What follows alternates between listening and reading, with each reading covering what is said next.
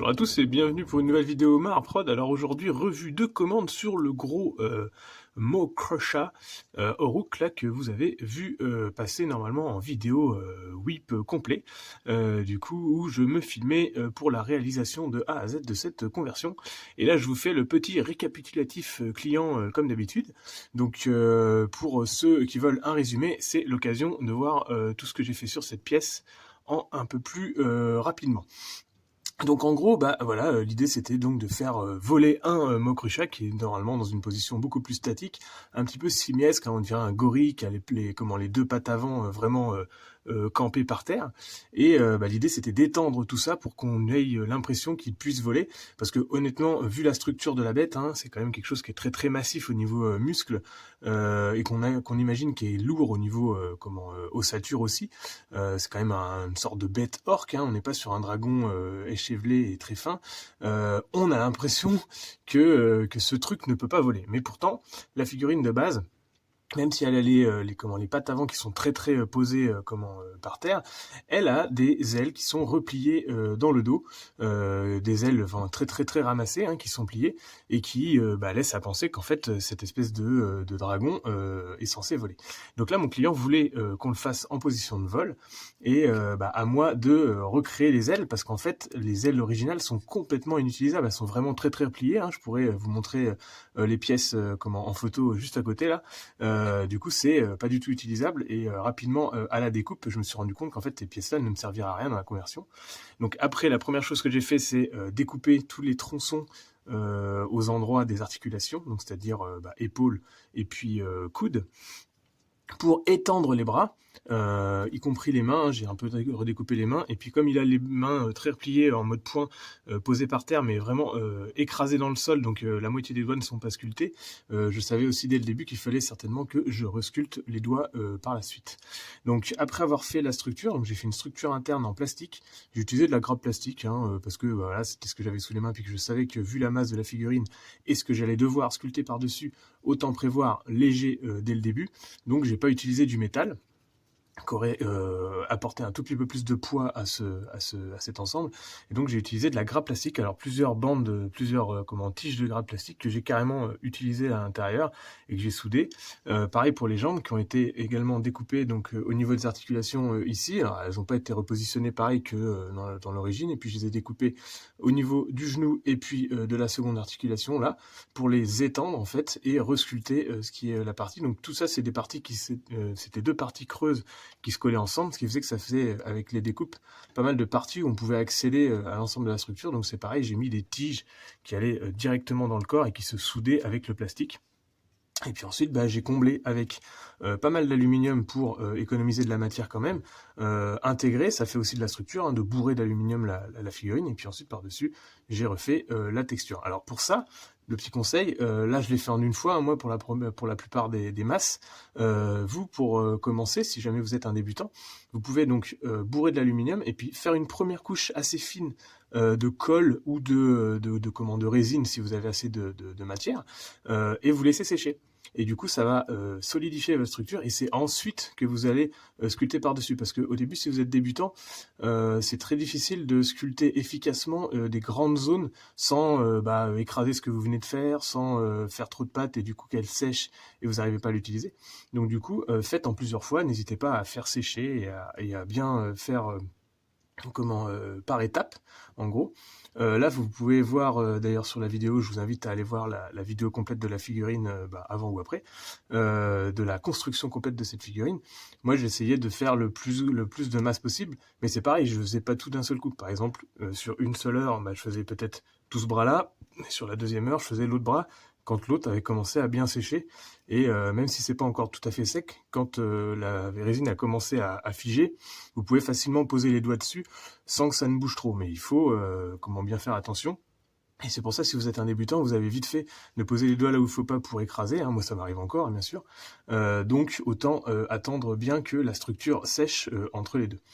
Donc voilà, après, c'est du comblage de structure pour reprendre les jointures et refaire la sculpture en essayant de respecter le design original. Ici, il y avait deux moitiés dans le kit original qui s'assemblent assez mal. Donc du coup, dès le début, enfin, ça peut s'assembler bien, mais c'est quand même assez aléatoire. Donc du coup, ça faisait un joint qui se voyait. Donc je l'ai repris assez rapidement à la Green Stuff tout le long du ventre en fait de la figurine. On dirait une échine parce que il y a des pics, mais on est bien sur le ventre. Et là, j'ai rallongé la queue, parce que dans la dynamique de la figurine, si la queue s'était finie ici comme la figurine d'origine, là comme je vous montre à l'écran, bah ça me paraissait mal équilibré ou alors trop petit. Du coup, j'ai préféré rallonger la queue en me disant que ça faisait quand même un peu balancier. Et donc, on retrouve un peu ce dragon. En fait, au final, quand j'ai commencé à travailler la figurine, je me suis dit, bah c'est marrant. Il est vraiment très massif. Il a une musculature qui est absolument surdimensionnée, surtout au niveau de tout ce qui est structure du tronc supérieur. Et les jambes sont beaucoup plus fines que ses bras. Mais au final, avec cette structure-là, une fois finie, une fois les ailes faites, et ben j'ai trouvé que ce dragon avait bien une forme de dragon justement, ce Mokrucha du coup. Peut-être même beaucoup plus que les dragons de Games Workshop d'origine. Hein. On avait cette espèce de long cou serpentin, mais avec un corps un peu ridicule. Ce qui a changé maintenant, hein, avec les derniers crans de 10 sont superbes. Mais là, on retrouve un dragon massif et dangereux. Et je trouve que la structure pour un dragon, elle correspond plutôt pas mal, même si c'est vrai que les bras sont vraiment, vraiment très, très gros. Donc voilà, donc ça, c'était la partie sculpture de base. Pour les raccords au niveau de la structure vraiment du corps humain, du corps humain, du corps de la bête en elle-même. Après, la tête, je l'ai laissée de côté. Et j'ai commencé la structure des ailes. Donc la structure des ailes, c'est des tiges de métal qui viennent s'enchâsser dans les bras. Et sur cette figurine-là, il a des espèces de boucliers d'os, des boucliers de chitine et d'os qui sont sur les bras avec en plus des rajouts métalliques. Et qui gênent pas mal avec le déploiement d'une aile. En fait, je pense pas que la figurine a été conçue pour avoir les ailes déployées, même si dans sa posture originale, dans sa sculpture originale, elle a des ailes qui sont repliées derrière elle. Au final, les boucliers qu'il a sur les avant-bras ne lui permettraient pas vraiment d'avoir les ailes déployées si on le faisait comme ça. Parce qu'il a pas mal de pics qui crèverait les ailes. Alors là, sur la sculpture, ça fonctionne en tant que tel, mais les boucliers sont assez difficiles à replacer. Donc du coup, au début, je les ai pas placés.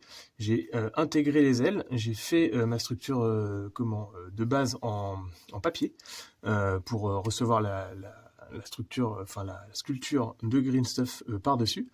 Et puis, une fois que le papier était solidifié, j'ai passé de la colle par-dessus pour solidifier le papier.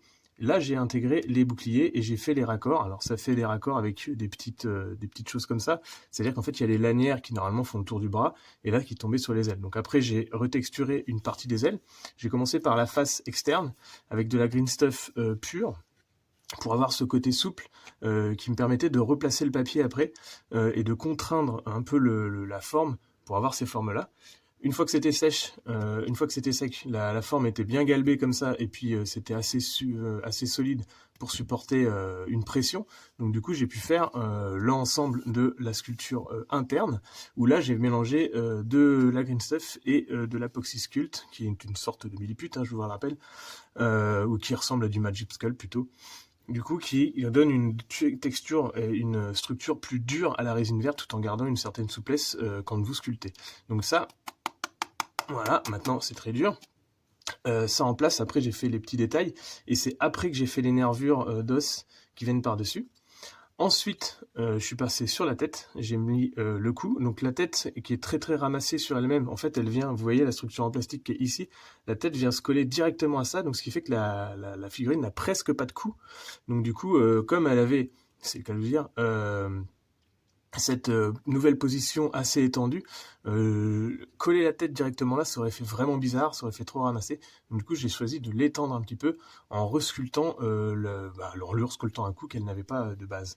Donc j'ai resculpté tout le goitre qu'il y a là, les côtés avec les chines, en essayant d'imaginer ce que ça pourrait être avec les plis et tout ça, puis en reprolongeant les sculptures avec des stries ici, et en faisant 3 petits pics. Bien sûr, la tête a été retravaillée un petit peu avant. L'idée, c'est d'avoir une gueule vraiment ouverte avec un vrai creux. J'ai placé la langue en dernier, et puis en premier, j'ai fait donc j'ai coupé la tête, je lui ai ouvert la bouche, et puis après, j'ai resculpté les dents. Alors, j'ai sculpté une deuxième rangée de dents sur la rangée originelle ici. et après une rangée de dents en haut. Donc la rangée de dents, c'est vous posez votre petit boudin de green stuff, vous l'intégrez, vous faites des trous, et puis après vous posez les dents. C'est un petit peu la manière la plus simple de faire.